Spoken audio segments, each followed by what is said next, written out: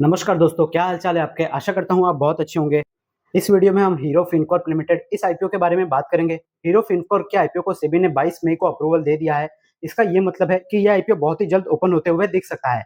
इस वीडियो में आईपीओ की डेट और एक्सपेक्टेड प्राइस बैंड के बारे में बात करेंगे और कंपनी के पूरे बिजनेस और इसके फाइनेंशियल परफॉर्मेंस के बारे में भी बात करेंगे। इस आईपीओ के अंदर काफी बड़ा शेयर होल्डर कोटा भी होने वाला है, तो उसकी भी कंप्लीट जानकारी लेंगे। सबसे पहले बात करें तो हीरो फिनकॉर्प इस कंपनी ने 5 अगस्त 2024 को सेबी के पास टीआरएचपी पेपर सबमिट किया था। 3,670 करोड़ के आसपास काफी बड़ी साइज का यह आईपीओ होने वाला है। 22 मई को सेबी ने इसको अप्रूवल भी ग्रीन सिग्नल दे दिया है।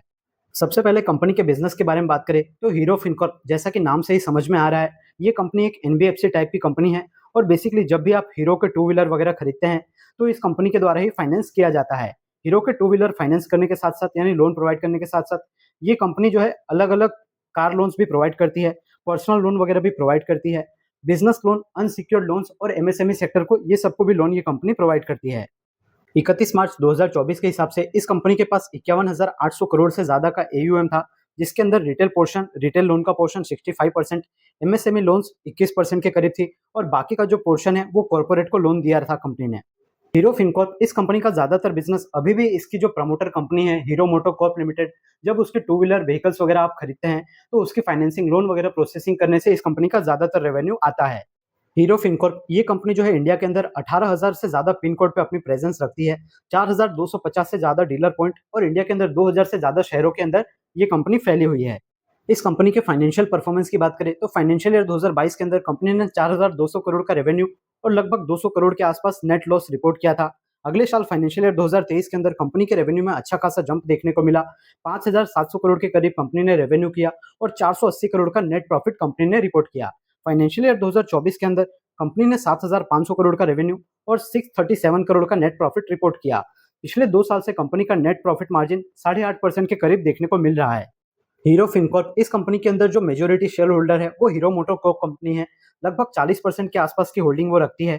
इसके अलावा बहादुर चंद इन्वेस्टमेंट प्राइवेट लिमिटेड ये कंपनी 15% का हिस्सा रखती है। तो हम इस आईपीओ के डिटेल्स की बात करें तो हीरो फिनकॉर्प इसके आईपीओ का टोटल साइज 3,670 करोड़ रुपए होने वाला है, जिसमें से 2100 करोड़ का फ्रेश इशू और 1568 करोड़ का ऑफर फॉर सेल होने वाला है। 2100 करोड़ के फ्रेश इशू का इस्तेमाल कंपनी इंडिया के जो टीयर 1 सिटीज है उसके अंदर अपने बिजनेस को एक्सपांड करने के लिए लगाएगी। उसके अलावा बाकी के अदर रीजन्स में भी ये कंपनी अपने बिजनेस को बढ़ाने के लिए कैपिटल का इस्तेमाल करेगी। 1570 करोड़ का जो ऑफर फॉर सेल देखने को मिल रहा है वहां पे एवीएचएफ होल्डिंग सिंगापुर ये यहाँ पर 1,000 करोड़ की होल्डिंग बेचते हुए नजर आएंगे। इसके अलावा कुछ बाकी के जो इन्वेस्टर्स है वो भी यहाँ पर अपना स्टेक बेचते हुए नजर आएंगे। पर अच्छी बात ये नजर आ रही है कि जो इसका प्रमोटर है हीरो मोटोकॉर्प, वो इस आईपीओ में कोई भी शेयर डाइल्यूट नहीं कर रहा।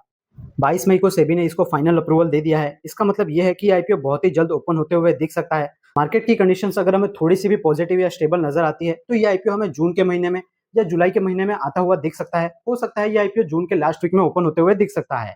इस आईपीओ का एक्सपेक्टेड प्राइस बैंड 1,300 रुपए से 1,500 रुपए पर शेयर के बीच में हो सकता है और आईपीओ के समय कंपनी का टोटल वैल्यूएशन 18,000 करोड़ से 20,000 करोड़ के लगभग हो सकता है।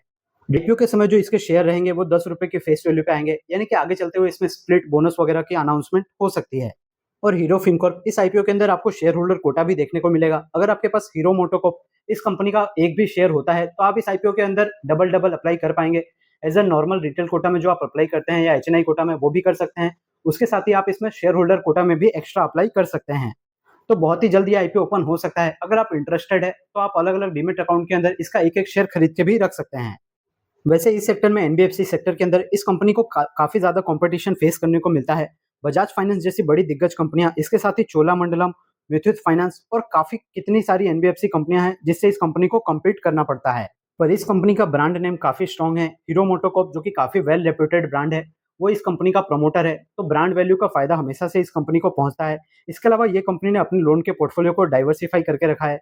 रिटेल के अंदर, एमएसएमई कंपनियों के अंदर और कॉर्पोरेट और बिजनेसेस वगैरह को भी कंपनी ने लोन प्रोवाइड किया हुआ है। तो अलग अलग तरीके से इन्होंने अपने पोर्टफोलियो को डाइवर्सिफाई किया हुआ है। उसी के साथ कंपनी ने अपना जो फोकस है वो एमएसएमई यानी बड़ी टिकट साइज की लोन और कॉर्पोरेट और जो बड़ी बड़ी कंपनियां होती है उनको लोन प्रोवाइड करने के लिए लगा दिया है। इसके अलावा लोन अगेंस्ट प्रॉपर्टी, ये सब बड़े बड़े जो टिकट साइज की लोन्स होती है उसके अंदर ये भी कंपनी ज्यादा फोकस करके चल रही है। पर इस कंपनी पे असेट क्वालिटी को लेकर हमेशा एक चैलेंज बना हुआ है। फाइनेंशियल ईयर 2025 के क्वार्टर 1 के लिए कंपनी ने जो है 2180 करोड़ के जो लोन्स थे उनको राइट ऑफ करके नॉन परफॉर्मिंग असेट एनपीए के अंदर डाल दिया था। फाइनेंशियल ईयर 2024 से फाइनेंशियल ईयर 2025 के अंदर एनपीए के अंदर 80% बढ़त देखने को मिली थी और 2200 करोड़ के अमाउंट का लोन को एनपीए में डाल देना ये किसी भी कंपनी के लिए काफी ज्यादा बड़ी नेगेटिव पॉइंट होता है। तो इस कंपनी के लिए एसेट क्वालिटी को मेंटेन करके चलना और एनपीए जितना कम से कम हो सके, क्योंकि एनबीएफसी सेक्टर के अंदर सबसे बड़ा चैलेंज जो होता है वो एनपीए का ही होता है। लोग डिफॉल्ट कर जाते हैं, पेमेंट नहीं करते, तो उसको जो है एनपीए के अंदर डालना पड़ता है। तो अगर कंपनी इसको मैनेज कर लेती है, इस रिस्क को मैनेज कर लेती है, तो लॉन्ग टर्म के अंदर अच्छा खासा परफॉर्मेंस ये दिखा सकती है।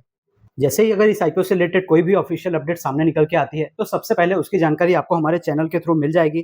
तो आप हमसे जुड़ के जरूर रहिए। अगर आपको ये वीडियो पसंद आया है तो वीडियो को एक लाइक जरूर कीजिए। हमारे चैनल पे आपको सभी मेन बोर्ड आईपीओ के रिव्यू, एसएमई आईपीओ के रिव्यू, अपकमिंग आईपीओ से जुड़ी सारी जानकारी और पर्टिकुलर एक-एक शेयर का कंप्लीट फंडामेंटल और टेक्निकल एनालिसिस देखने को मिल जाता है। जिससे अगर आप उस शेयर के बारे में कुछ डिसीजन लेना चाहते हो, बाय, सेल या होल्ड करने का, तो उसमें आपकी बहुत ज़्यादा हेल्प हो जाती है। तो हमारे channel SSA manage stock market, इसको सब्सक्राइब करके बेल आइकन को प्रेस करके जरूर रख लेना। इससे शेयर मार्केट और आईपीओ सेक्टर के अंदर आपकी बहुत ज़्यादा हेल्प हो जाएगी और कोई भी अपडेट आपसे मिस नहीं होगा। बहुत ही जल्द हमारी यूट्यूब फैमिली 1000 प्लस मेंबर्स की हो रही है, तो फटाफट से आप भी हमारी फैमिली का पार्ट जरूर बन जाइए। अगर आपका कोई फीडबैक है या कोई क्वेश्चन है या किसी स्टॉक का रिव्यू देखना चाहते हैं, तो कमेंट सेक्शन में जरूर बताइए। मैं मिलता हूँ आपसे नेक्स्ट वीडियो में, तब तक के लिए याद रखिए, the more you learn the more you earn. Thank you.